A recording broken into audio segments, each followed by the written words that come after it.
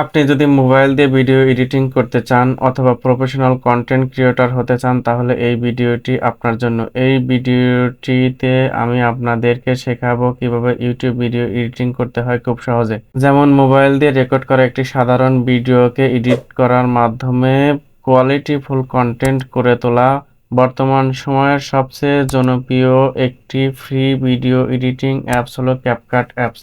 এই ক্যাপকাট অ্যাপসের মাধ্যমে আপনাদেরকে আজকে ইউটিউব ভিডিও এডিটিং সম্বন্ধে বিস্তারিত ধারণা দেওয়ার চেষ্টা করবো ইনশাল্লাহ। চলুন ভিডিওটি শুরু করা যাক।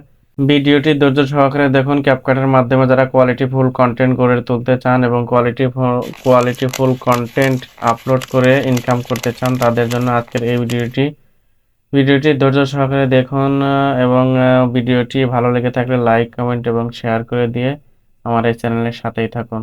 মোবাইল দিয়ে ক্যাপকাটের মাধ্যমে ভিডিও এডিট করার জন্য আমরা ক্যাপকাট অ্যাপস ওপেন করব। সর্বপ্রথম ক্যাপকাট অ্যাপস ওপেন করার পরে নিউ প্রজেক্টে ক্লিক করব। নিউ প্রজেক্টে ক্লিক করার পরে এরকম একটি ইন্টারফেস আসবে। তারপর সর্বপ্রথম আমরা একটা পিকচার সিলেক্ট করে নেব।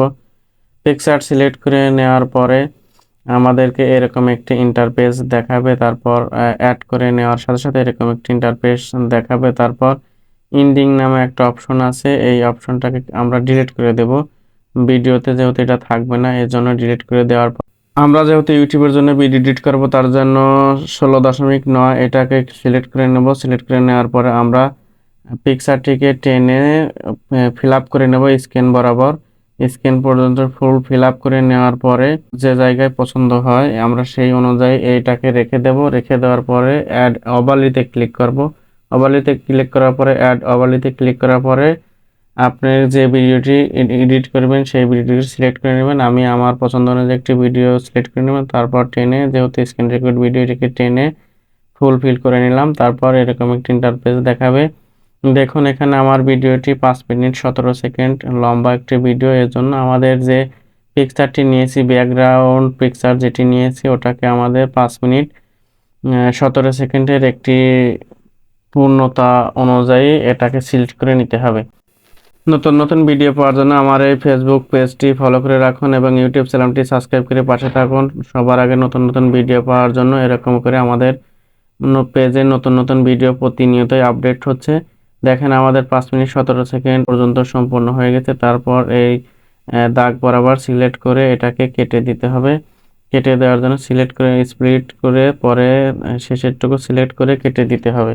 কেটে দেওয়ার পরে এরকম একটি ইন্টারফেস দেখাবে। তারপর আমাদের যতটুকু ভিডিও হয়েছে তার জুম করে আবার সামনে জুম করে আবার প্রথমে আমরা চলে আসব সহজে আপনাদের ভিডিওটি দেখানোর জন্য। তারপর সাউন্ড যে সিস্টেম আছে এখানে সাউন্ডটিতে 1000 পর্যন্ত আছে। আমি আমার ভিডিওতে 1000 পর্যন্ত সাউন্ড সিলেক্ট করে দেব। আপনি আপনার ভিডিওতে যতটুকু সাউন্ড দিবেন সেই অনুযায়ী আশা করি সিলেক্ট করে দিবেন।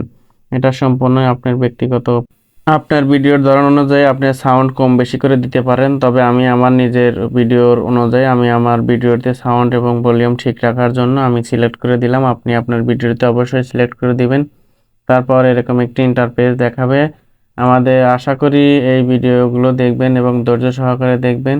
ভিডিওটি সম্পূর্ণ দেখলে আপনি বুঝতে পারবেন যে কিভাবে এডিট করা লাগে এবং কিভাবে সম্পূর্ণভাবে মোবাইল দিয়ে এডিট করা যায় ক্যাপকাটের মাধ্যমে।